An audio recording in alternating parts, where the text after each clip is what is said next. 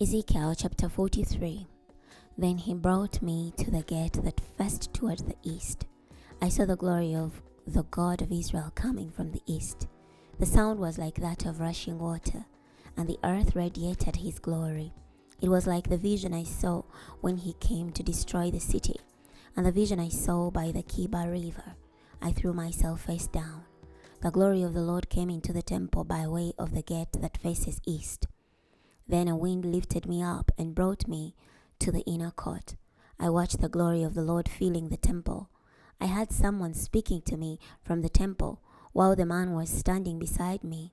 He said to me, "Son of man, this is the place of my throne and the place for the soles of my feet, where I will live among the people of Israel forever.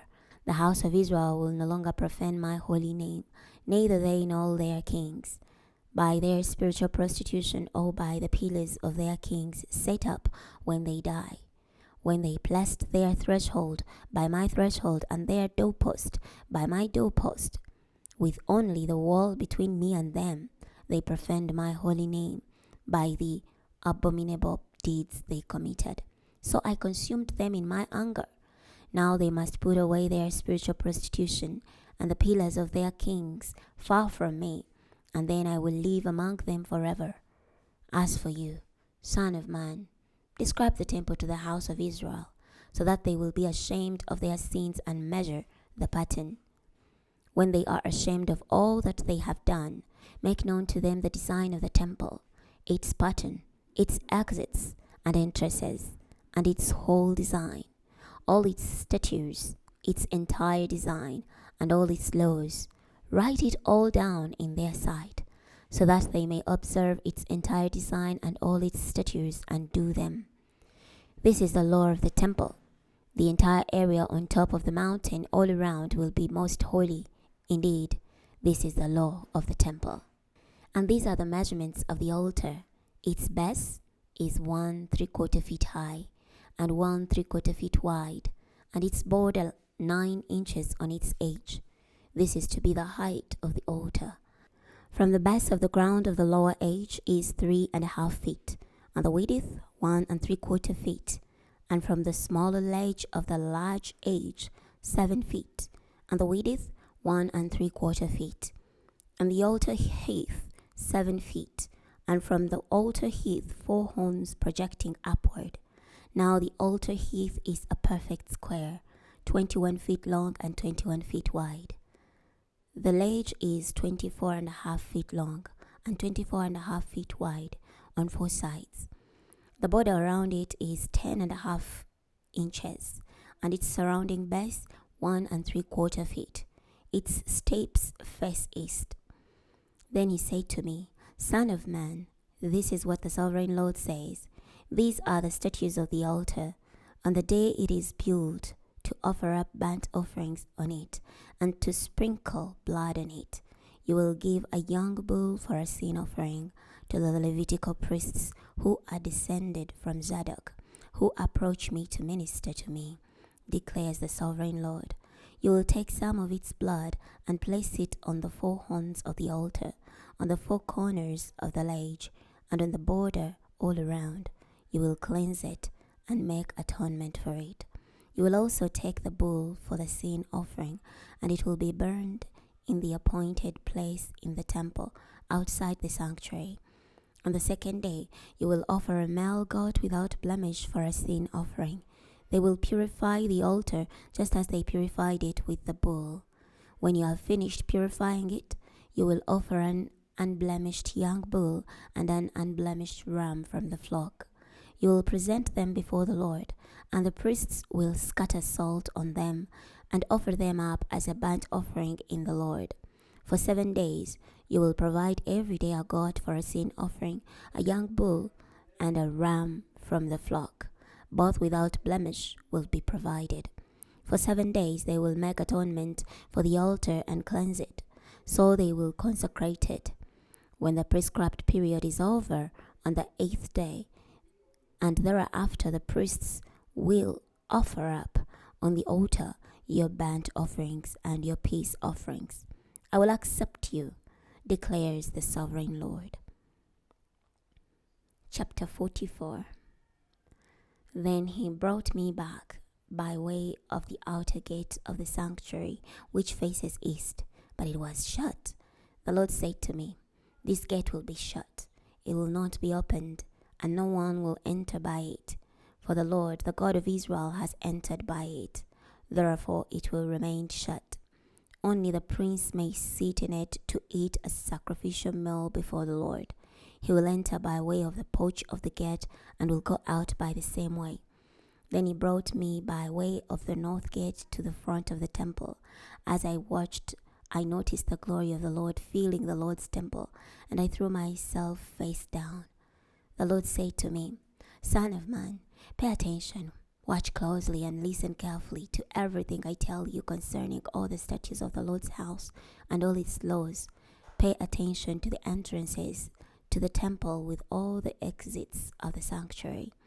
Say to the rebellious, to the house of Israel, this is what the sovereign Lord says. Enough of all your abominable practices, O house of Israel.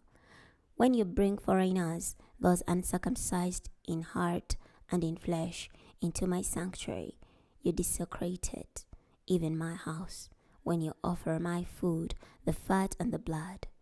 You have broken my covenant by all your abominable practices.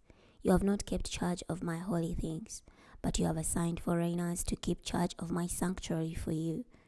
This is what the sovereign Lord says.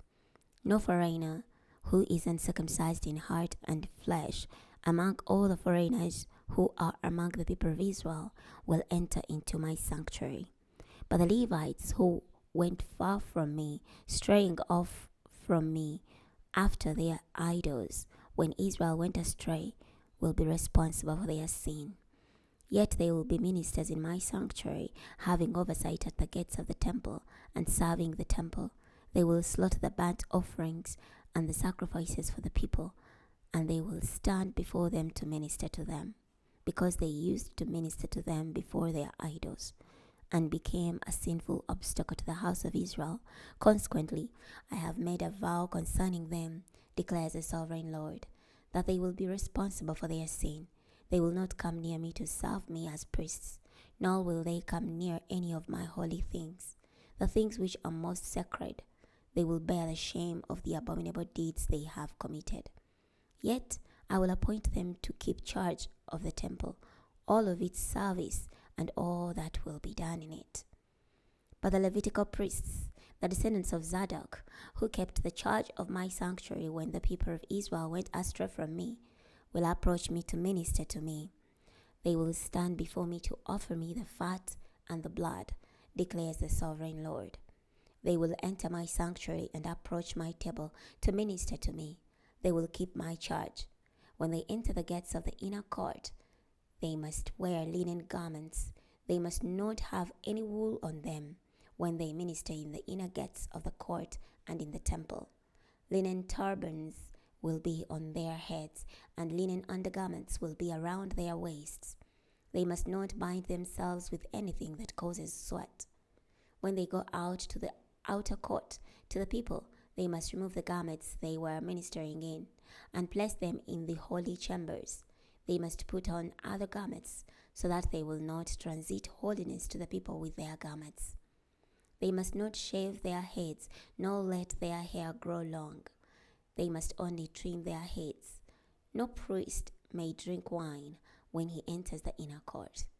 They must not marry a widow or a divorcee, but they may marry a virgin from the house of Israel or a widow who is a priest's widow.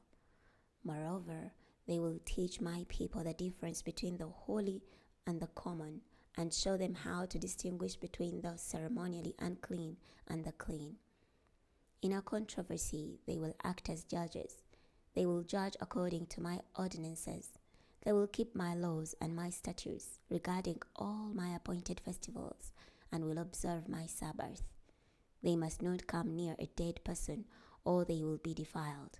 However, for father, mother, son, daughter, brother, or sister, they may defile themselves. After a priest has become ceremonially clean, they must count off a period of 7 days for him. On the day he enters the sanctuary into the inner court To serve in the sanctuary, he must offer his sin offering, declares the sovereign Lord. This will be their inheritance. I am their inheritance, and you must give them no property in Israel. I'm their property. They must eat the grain offering and sin offering and the guilt offering, and every devoted thing in Israel will be theirs. The first of all the first fruits and all contributions of any kind will be for the priests. You will also give to the priest the first portion of your dove, so that a blessing may rest on your house. The priests will not eat any bird or animal that has died unnatural death or was torn to pieces by a wild animal. We're stopping here today. Next time we're going to be starting from Ezekiel chapter 45. I'll see you then.